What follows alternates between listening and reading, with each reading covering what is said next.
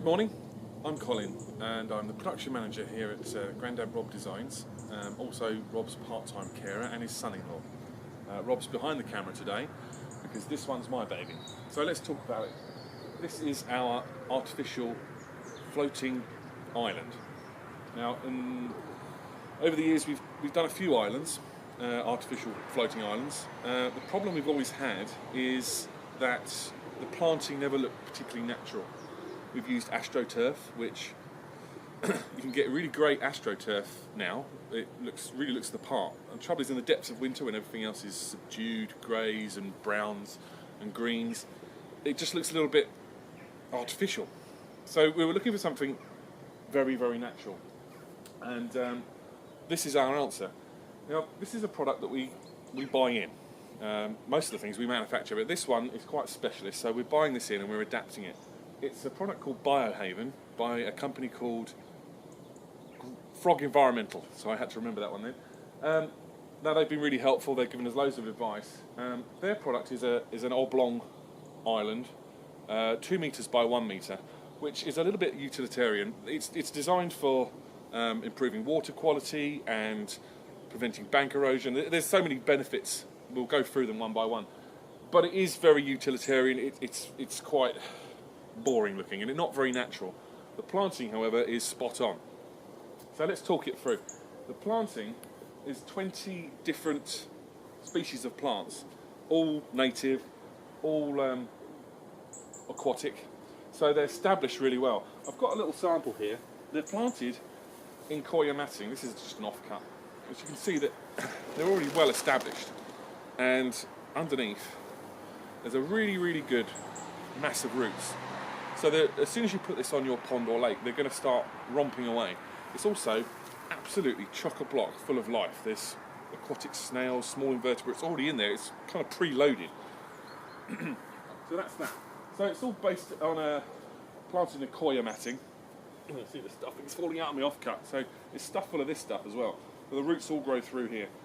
Underneath that, we've got the actual island structure. It's a little bit top secret. I don't want to go into too many details. Suffice to say, it is a plastic matrix through which the plant's roots can actually go straight through the island, down into the water, so they can immediately tap into a water source, which is what aquatic plants need.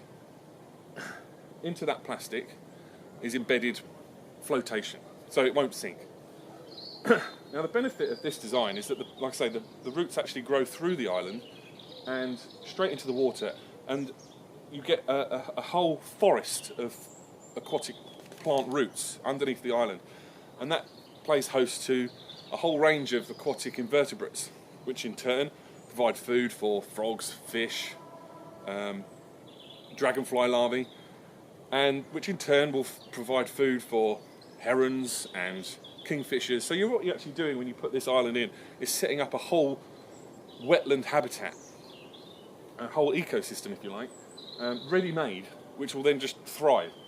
There are other benefits to it as well. If you've ever had green water, algae problems in your pond, I'm not saying this is going to get rid of it, but it's certainly going to help, because what algae need is firstly sunlight, and they also need nutrients. Now, if you've got excess of those two things, you're going to get algae problems.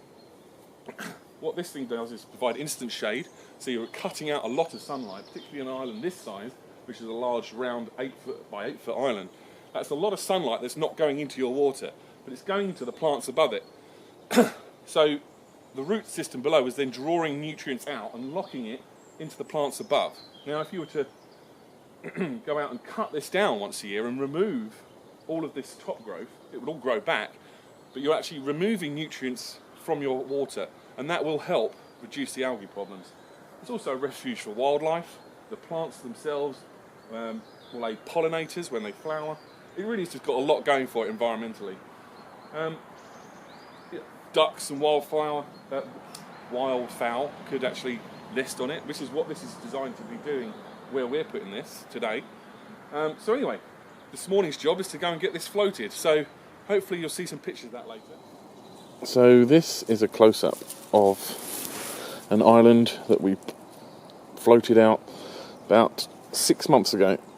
As you can see, it's pretty well established already. We've got all sorts going on in here. I'm just going to take you on a little tour around so you can see just exactly what we've got.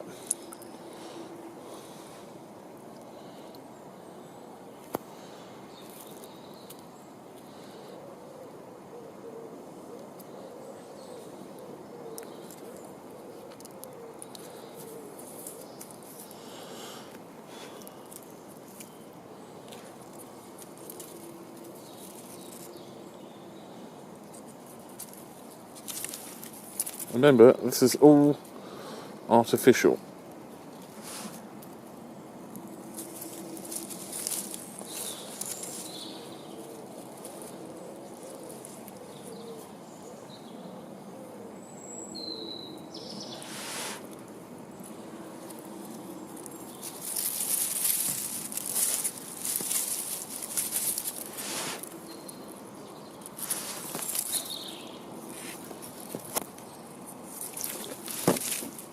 And the roots, if you can see down here, but the roots are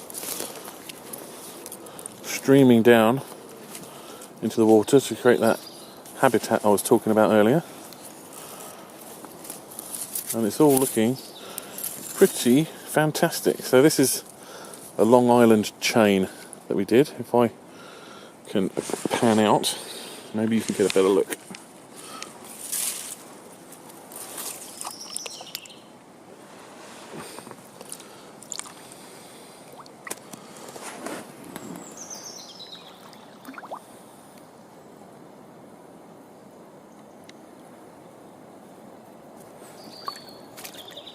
There's Rob on the bank there, keeping an eye on me.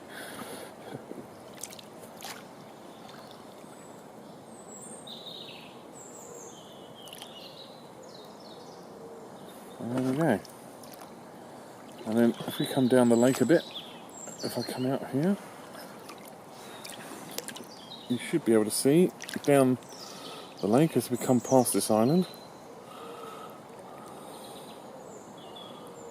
The islands that we've just planted are off there in the distance.